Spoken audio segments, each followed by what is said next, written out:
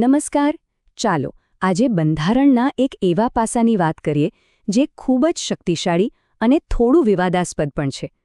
સમજો કે આ એક એવી સ્વિચ છે જે ભારતની લોકશાહીને ક્ષણભરમાં બદલી શકે છે. જી હા, આપણે વાત કરી રહ્યા છીએ બંધારણની કટોકટીની સત્તાઓ વિશે. તો સૌથી પહેલાં એક મૂળભૂત સવાલ પર વિચારીએ. શું કોઈ લોકશાહી સરકાર ક્યારેય પણ સામાન્ય નાગરિકોના મૂળભૂત અધિકારોને સ્થગિત કરી શકે છે?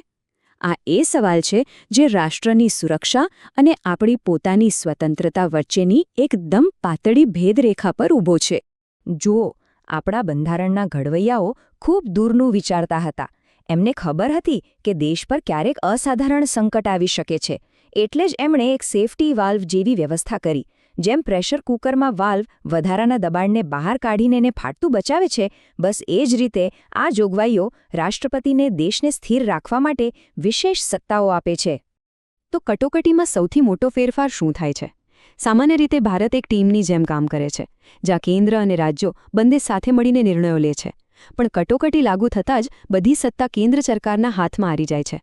મતલબ કે આખું માળખું સંઘીયમાંથી એકાત્મક બની જાય છે અને દેશ એક જ કેન્દ્રથી ચાલે છે.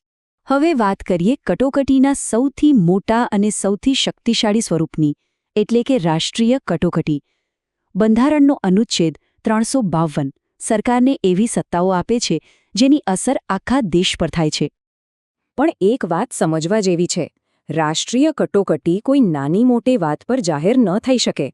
એના માટે બંધારણમાં ફક્ત 3 જ ગંભીર કારણો આપવામાં આવ્યા છે. પહેલું, યુદ્ધ. બીજું, કોઈ બહારનો દેશ આપણા પર હુમલો કરે, એટલે કે બાહ્ય આક્રમણ. અને ત્રીજું, દેશની અંદર જ લોકો હથિયારો સાથે વિદ્રોહ કરે, એટલે કે સશસ્ત્ર બળવો. અહીં એક ખૂબ જ મહત્વનો ફેરફાર થયો હતો. શરૂઆતમાં બંધારણમાં સશસ્ત્ર બળવો ને બદલે આંતરિક અશાંતિ શબ્દ હતો. આ શબ્દનો અર્થ ઘણો વ્યાપક હતો અને એનો દુરુપયોગ થવાની શક્યતા હતી. 1975ની કટોકટી આ જ શબ્દના આધારે લાદવામાં આવી હતી, જેના પર ઘણો વિવાદ થયો. આથી 1978માં 44માં સુધારા દ્વારા આ શબ્દને બદલીને વધુ સ્પષ્ટ સશસ્ત્ર બળવો કરી દેવામાં આવ્યો. મતલબ કે હવે માત્ર સરકાર વિરોધી દેખાવોના આધારે કટોકટી લાદી શકાય નહીં.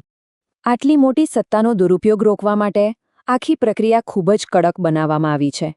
રાષ્ટ્રપતિ પોતાની મરજીથી કટોકટી જાહેર નથી કરી શકતા.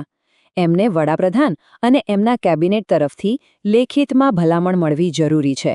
અને એટલું જ નહીં, એ જાહેરાતને 1 મહિનાની અંદર સંસદના બંને ગૃહો, એટલે કે લોકસભા અને રાજ્યસભા, એ વિશેષ બહુમતીથી મંજૂર કરવી પડે છે.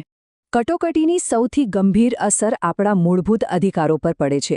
વાણી સ્વાતંત્ર્ય, સભા ભરવાની સ્વતંત્રતા જેવા ઘણા અધિકારો સ્થગિત થઈ જાય છે. પરંતુ, અને આ વાત ખાસ યાદ રાખવા જેવી છે, 2 અધિકારો એવા છે જેને કોઈ પણ કટોકટી છીનવી શકતી નથી. એક છે અનુચ્છેદ 21, એટલે કે જીવવાનો અધિકાર, અને બીજો છે અનુચ્છેદ 20, એટલે કે ગુનાઓ સામે રક્ષણનો અધિકાર. આ આપણી લોકશાહીનો પાયાનો પથ્થર છે. અને અહીં આપણી ન્યાયપાલિકાની ભૂમિકા ખૂબ મહત્વની બની જાય છે. સુપ્રીમ કોર્ટે 1980ના મિનર્વા મિલ્સ કેસમાં સ્પષ્ટપણે કહ્યું કે કટોકટી લાદવાની સરકારની સત્તા અમર્યાદિત નથી. જો કોર્ટને એવું લાગે કે કટોકટી કોઈ ખોટા ઈરાદાથી કે પૂરતા કારણો વગર લાદવામાં આવી છે, તો તે તેને રદ કરી શકે છે. આનો સીધો મતલબ એ છે કે સરકાર પણ કાયદાથી ઉપર નથી.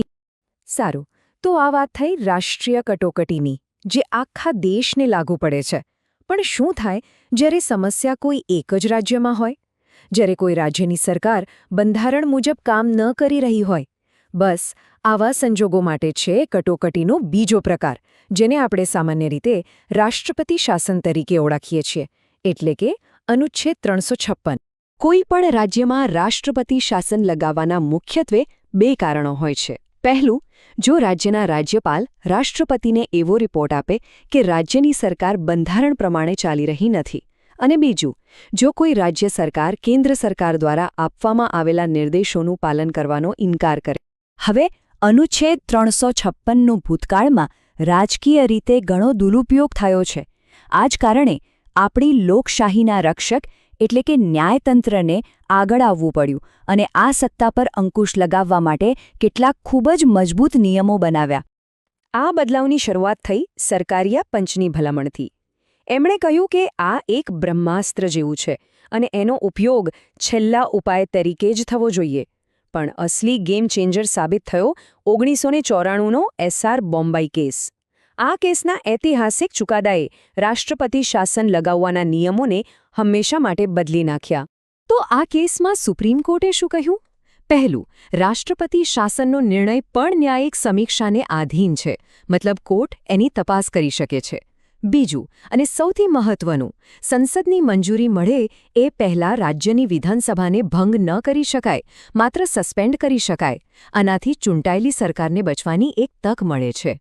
અને બોમ્બે કેસનો સૌથી ક્રાંતિકારી સિદ્ધાંત આ હતો: કોઈ સરકાર પાસે બહુમતી છે કે નહીં એનો નિર્ણય રાજ્યપાલના બંગલામાં બંધ બારણે નહીં, પણ વિધાનસભામાં બધાની સામે ફ્લોર ટેસ્ટ દ્વારા થવો જોઈએ. એક રીતે જોઈએ તો લોકશાહીનો સાચો નિર્ણય લોકોના પ્રતિનિધિઓ જ કરશે, બીજું કોઈ નહીં. તો આપણે રાષ્ટ્રીય અને રાજ્ય કટોકટી વિશે સમજ્યા. હવે આપણે ત્રીજા અને અંતિમ પ્રકાર પર જઈએ છીએ. અને પછી આ ત્રણેયને એકસાથે મૂકીને જોઈશું કે આખું ચિત્ર કેવું દેખાય છે. ત્રીજો પ્રકાર છે નાણાકીય કટોકટી. કલ્પના કરો કે દેશની આર્થિક સ્થિતિ ખૂબ જ ખરાબ થઈ ગઈ છે અને દિવાળું ફૂંકવાની નોબત આવી ગઈ છે.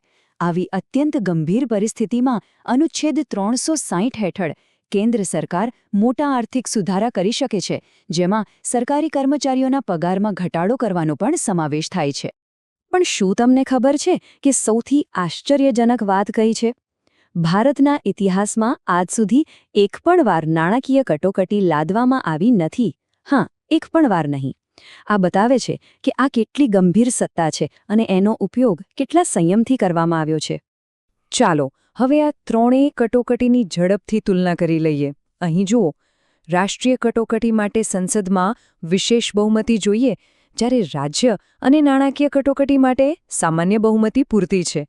પણ સૌથી મોટો તફાવત, મૂળભૂત અધિકારો પર અસર ફક્ત ને ફક્ત રાષ્ટ્રીય કટોકટીમાં જ થાય છે. આ તફાવતો સમજવા ખૂબ જ જરૂરી છે.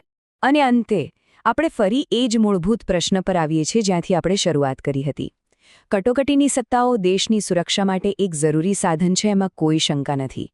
પણ એ જ સત્તાઓ વ્યક્તિગત સ્વતંત્રતા માટે એક મોટો ખતરો પણ બની શકે છે. તો સવાલ એ છે કે રાષ્ટ્રની સુરક્ષા અને નાગરિકની સ્વતંત્રતા વચ્ચેની એ લક્ષ્મણ રેખા ક્યાં દોરવી જોઈએ?